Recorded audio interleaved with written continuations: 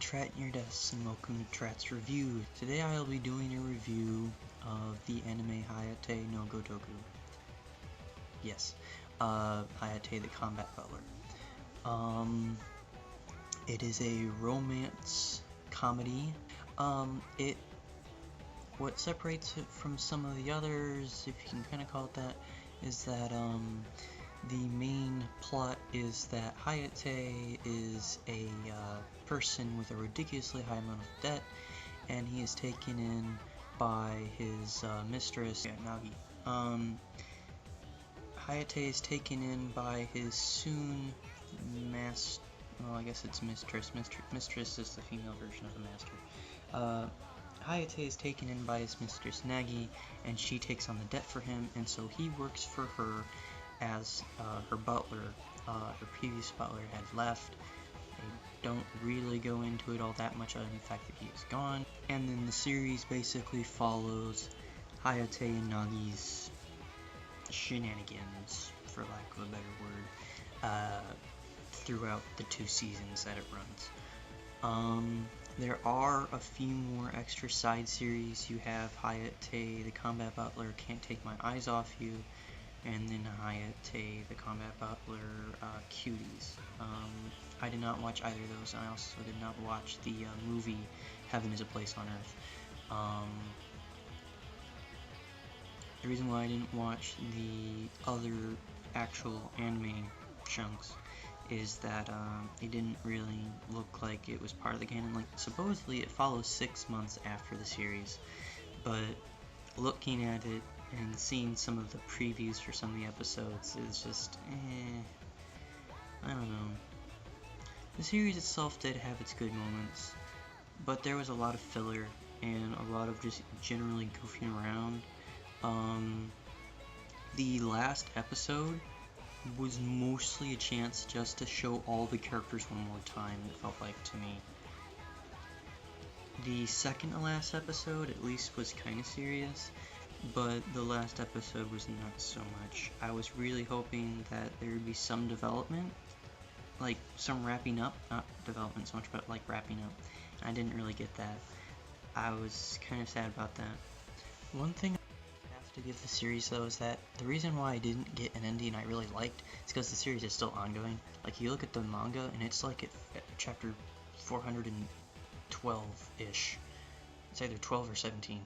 But it's like way up there and it's still ongoing, so I guess I can't really fault it on that sense. But I would have liked the last episode to have been better. They could have done something, in my opinion. They definitely could have done the last episode better, because the second to last episode had some stuff going on, and then like you have like 6 episodes before the second to last episode, and that was pretty good too. The Hot Springs trip was really good in my opinion. But the final episode and the ending definitely could have been better. So on the top of wrapping up, so my 2 favorite things I like to see are character development and the ending. Hayate didn't really have that. Like, you learn about some of the characters' backgrounds, but they don't really change. Now granted, it is a romance comedy, so the characters are kind of locked in, but I was kind of hoping for at least something. For a little while there, they had a bit of a harem feel going on, but nothing really happens, so it's not...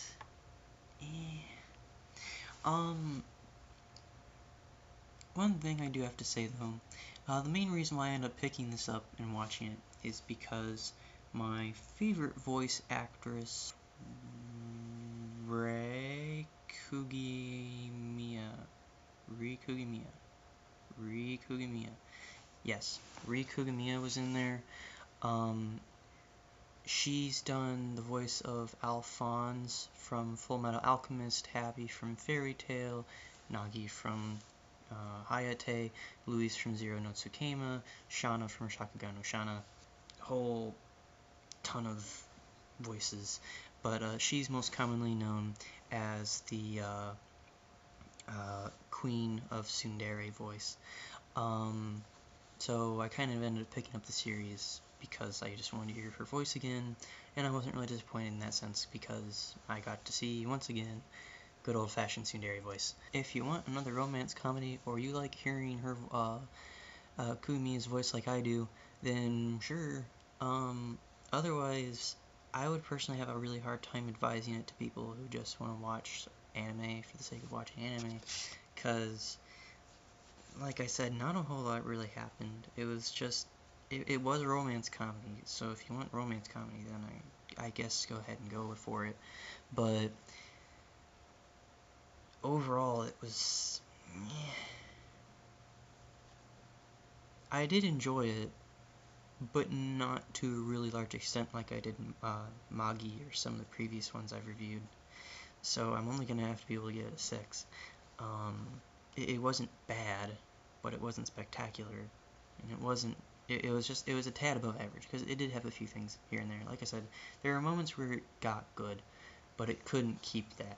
So that's the best I can give it. If you want to see other things for me to review, then go ahead and post that in the comments.